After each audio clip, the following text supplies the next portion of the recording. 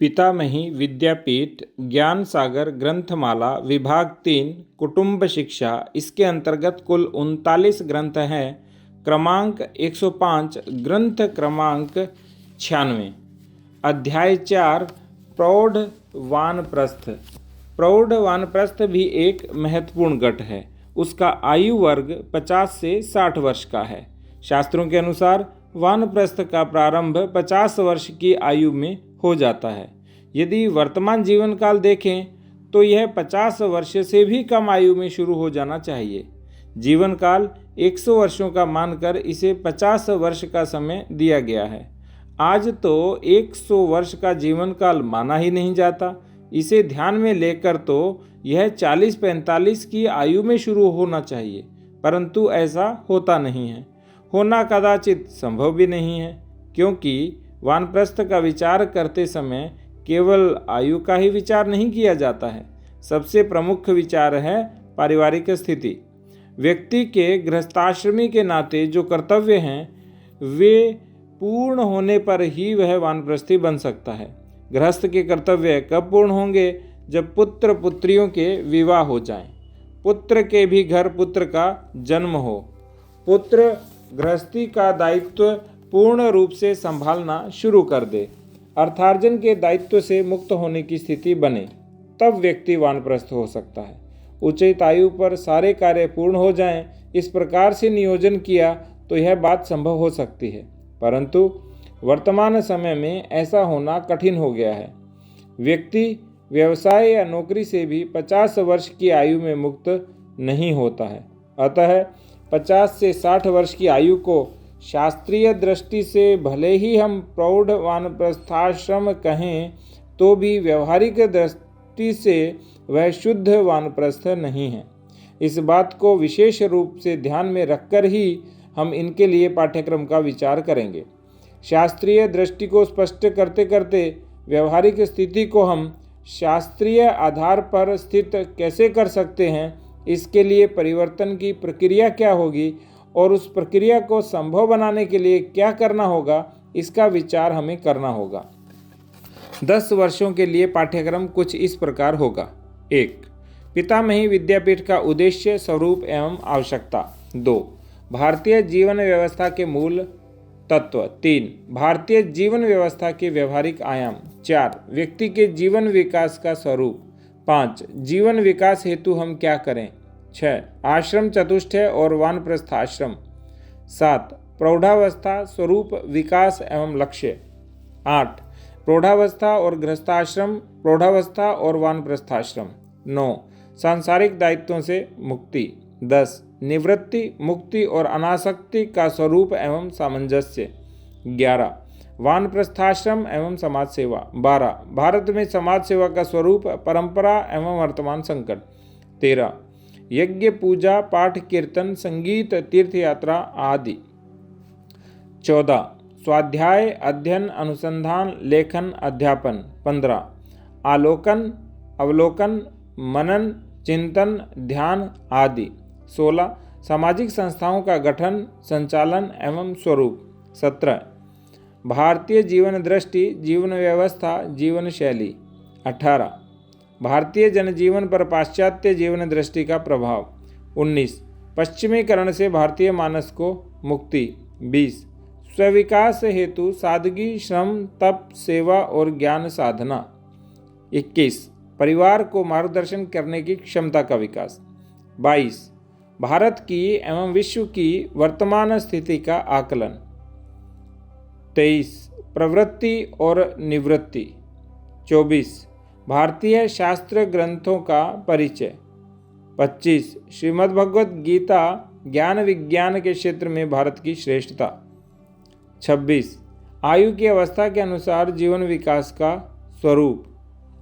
27. अध्यात्म, धर्म, संप्रदाय।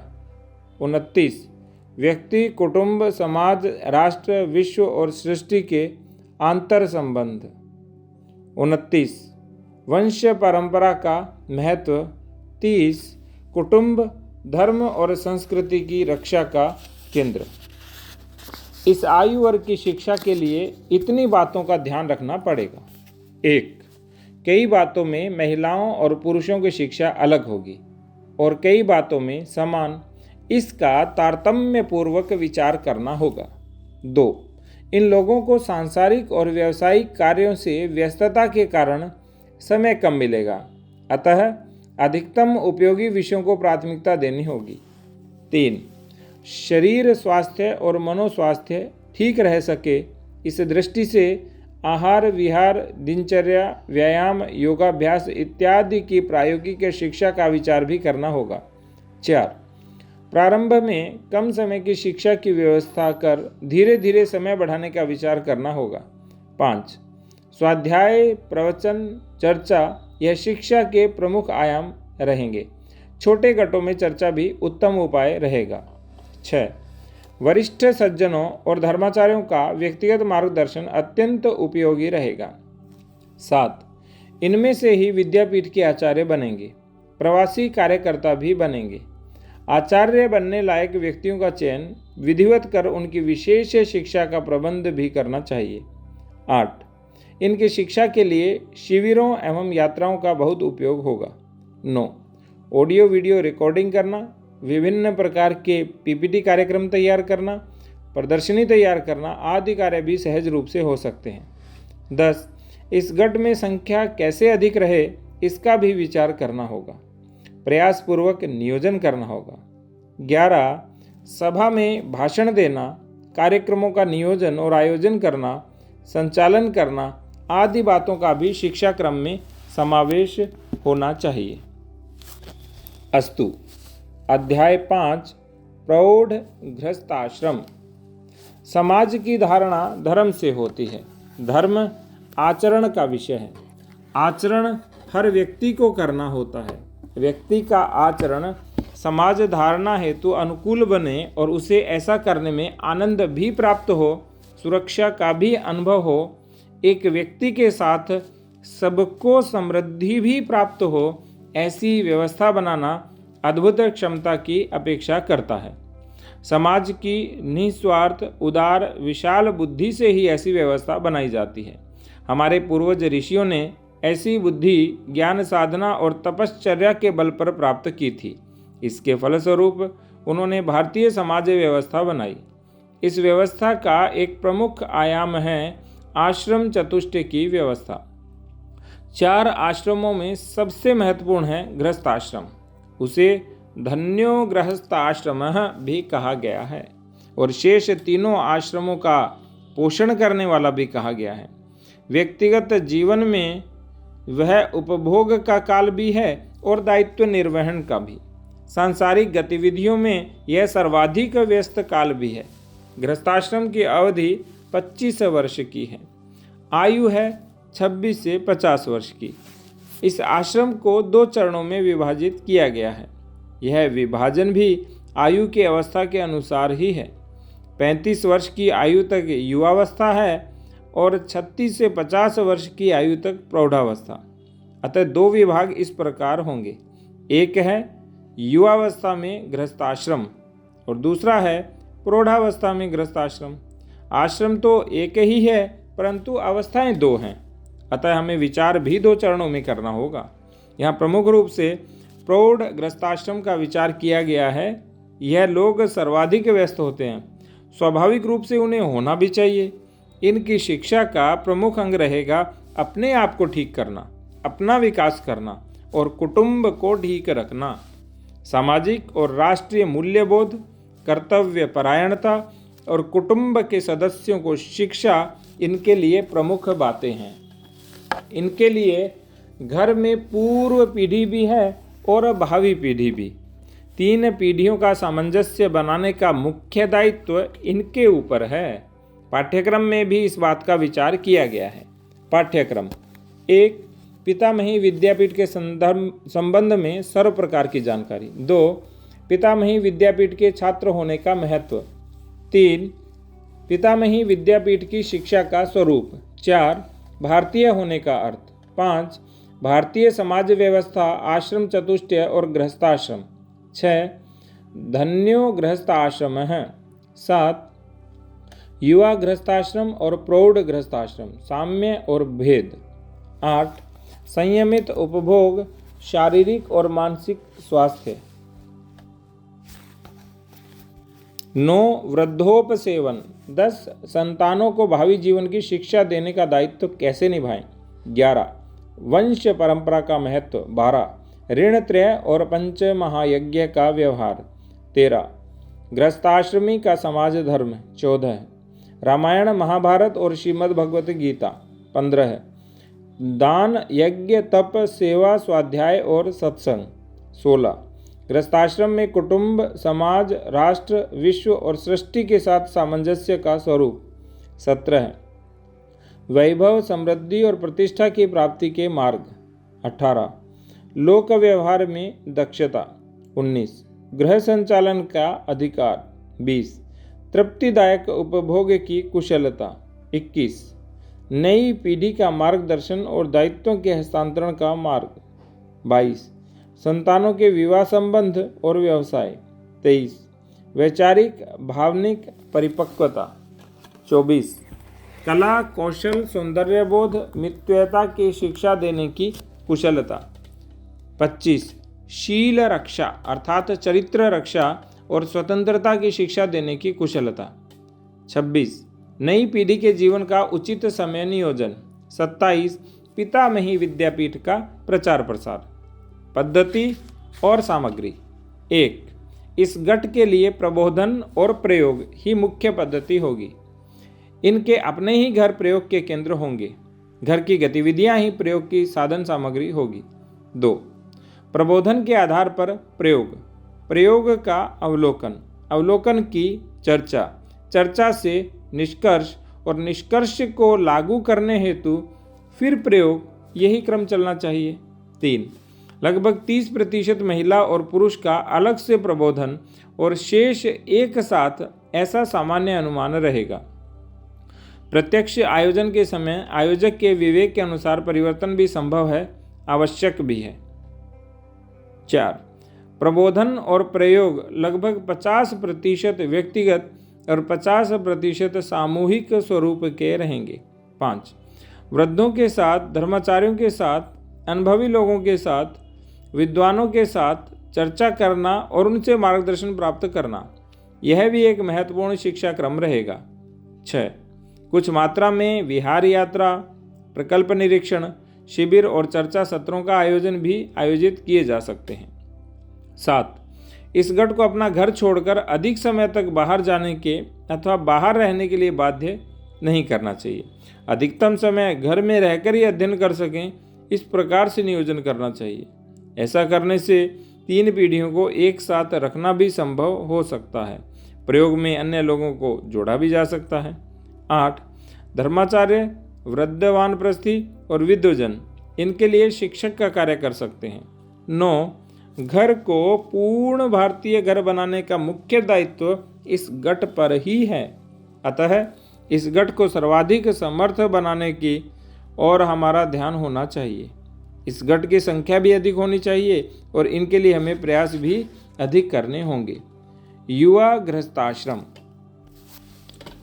मनुष्य जीवन में सबसे अधिक ऊर्जावान युवावस्था है।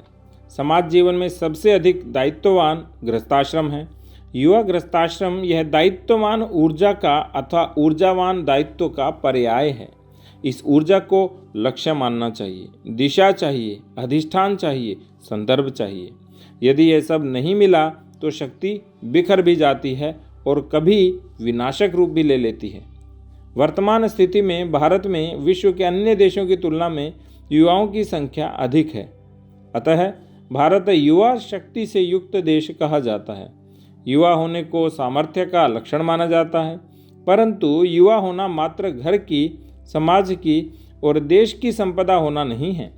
समर्थ, समझदार, संस्कारी और कर्तृत्ववान युवा होना संपत्ति का पर्याय होना है। ऐसे युवा गृहस्थाश्रम में प्रवेश करते हैं तब उनका गृहस्थाश्रम इस विषय में शिक्षित होना अत्यंत आवश्यक होता है। आज युवा गृहस्थाश्रय का सबसे बड़ा चिंता का विषय होता है अर्थार्जन। उसका हित चाहने वाले भी अर्थार्जन के संबंध में ही विचार करते हैं। युवा की आकांक्षा भी अधिकाधिक पैसा कमाना ही होता है। दूसरा क्षेत्र है उपभोग का। उपभोग और अर्थार्जन एक दूसरे से जुड़े हुए पहलू हैं। इस चक्कर में शील, चरित्र, संस्कार, दायित्व, ज्ञान संपादन, समाज सेवा, राष्ट्रभक्ति आदि की उपेक्षा हो जाती है। इन सब के विकास हेतु उपयोग में आने वाली ऊर्जा उपभोग में ही क्षीण होती रहती है। इसकी हानि स्वयं उसे तो होती ही है, साथ में परिवार और समाज को भी होती है। इस अवस्था में आज व्यक्ति और समाज अनेक भ्रांतियों के शिकार बने होते हैं। ये भ्रांतियाँ गृहस्थाश्रम को लेकर भी हैं। अतः इस अवस्था का पाठ्यक्रम इन सारे मुद्दों को केंद्र में रखकर बनना चाहिए। इनको शिक्षा देने की व्यवस्था भी दक्षतापूर्वक करनी चाहिए। ये लोग ऊर्जावान हैं, इसलिए उन्हें शिक्षित करने का कार्य कठिन अवश्य है, परंतु करणीय भी उतना ही है। पाठ्यक्रम 1. पति पत्नी का एकात्म संबंध और एकात्म दंपति का घर के अन्य लोगों के साथ संबंध। 2. घर का केंद्र बिंदु पति पत्नी। 3. स्त्री पुरुष, पति पत्नी, गृहस्थ गृहिणी, माता पिता, दादा दादी के रूप में विकास यात्रा। 4. गृहिणी गृहमुच्यते। 5. यत्र नार्यस्तु पूज्यन्ते रमन्ते तत्र देवताः। 6. स्वगृहे साम्राज्ञी भव। 7. श्रेष्ठ जनन समर्थ भारत, समर्थ बालक को जन्म देने वाले माता पिता बनने की ओर। 8. घर एक तीर्थधाम, घर एक संस्कार धाम। 9. पाक विद्या, पाक कला और अन्नपूर्णेश्वरी। 10. शिशु संगोपन, शिशु संस्कार, शिशु विकास। 11. 10 वर्षाणि ताडयेत्। 12. माता प्रथमो गुरुः पिता द्वितीयो। 13. घर कौशल। 14. गृहिणी के साथ समायोजन करने का गृहस्थ का दायित्व। 15. श्रृंगार, सौंदर्यबोध, वैभव संपादन और उपभोग को संस्कारिता का पुट। 16. काम और प्रेम, लोलुपता और रस ग्रहण, सुख और आनंद, अभ्युदय और निःश्रेयस का समायोजन। 17. युवा गृहस्थाश्रमी का स्वाध्याय। 18. गृहस्थाश्रम और स्त्री पुरुष संबंधों के विषय में वर्तमान समय में उद्भूत अनेक समस्याओं का समाधान। 19. यज्ञ, दान, तप, सेवा, पूजा, पाठ, स्वाध्याय, व्रत, उपवास आदि के विषय में सही मानस। 20. युवा गृहस्थाश्रमी देश, धर्म, संस्कृति का गौरव, इनका रक्षक। 21. पुरुषार्थ और पराक्रम। 22. नेतृत्व, कर्तृत्व और दातृत्व, पद्धति और अभ्यास सामग्री। 1. इस अवस्था में यह शिक्षा प्राप्त करने के लिए युवा गृहस्थाश्रमी से अधिक अपेक्षा की जानी चाहिए। समाज की भावी पीढ़ी के लोग ही जन्म देने वाले हैं, इसलिए प्रयास भी उन्हें ही करनी चाहिए। यह बात अधिक महत्वपूर्ण है, इसलिए है क्योंकि पूर्व में यदि इनकी शिक्षा इन्होंने पाई होती तो आज इतना ध्यान देने की आवश्यकता, चिंता नहीं करनी पड़ती। 2. प्रतिदिन कम से कम 3 घंटे पति पत्नी शिक्षा को ग्रहण करने के लिए दें। यह आवश्यक है, ऐसा सार्वत्रिक वातावरण बनाने की आवश्यकता है। 3. इस गट में प्रबोधन, प्रशिक्षण, प्रयोग प्रमुख माध्यम रहेंगे। समय समय पर सम्मेलन और शिविर का आयोजन भी किया जाना चाहिए। इस आयु में पति पत्नी दोनों की शिक्षा एक साथ चल सकती है। व्यक्तिगत वार्तालाप अधिक लाभकारी हो सकता है, अतः सामूहिक के साथ साथ व्यक्तिगत शिक्षा की भी व्यवस्था करनी चाहिए। 5. इन छात्रों में श्रद्धा, विश्वास, विनय, जिज्ञासा और अनुशासन के गुण होना अपेक्षित है। यह गुण नहीं होंगे तो इनके लिए शिक्षा प्राप्त करना लगभग असंभव हो जाएगा। 6. इन्हें शिक्षा देने वाले धर्माचार्य वृद्ध वानप्रस्थ हो सकते हैं। इन्हें शिक्षा देने वाले धर्माचार्य और वृद्ध वानप्रस्थ हो सकते हैं। स्वाध्याय भी महत्वपूर्ण साधन है। समय समय पर अनुभव कथन और निदर्शन भी उपयोगी सिद्ध होंगे। व्यवस्थित और नियमित स्वरूप के पाठ्यक्रम भी चलाए जा सकते हैं। 2-2 दिन की कार्यशालाएं भी विपुल मात्रा में होनी चाहिए। 9. इनकी शिक्षा समाज के द्वारा संस्कृति के क्षेत्र में किया गया निवेश है, ऐसा समझना चाहिए। अस्तु। राम राम, राधे राधे, हरे कृष्ण।